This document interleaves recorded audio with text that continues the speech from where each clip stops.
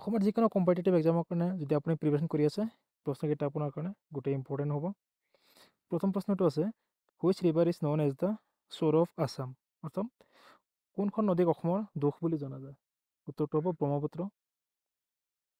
তাৰপিছত প্ৰশ্নটো হৈছে what are the two world heritage sites located in Assam, অৰ্থাৎ অসমত অৱস্থিত বিশ্বৰ ঐতিহ্য ক্ষেত্ৰ দুখনৰ নাম কি কি?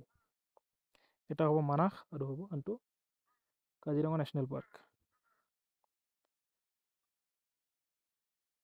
নেক্সট প্ৰশ্নটো আছে what is the major festival of Dimasa people, অৰ্থাৎ ডিমাচা মানুহসকলৰ প্ৰধান উৎসৱটো কি?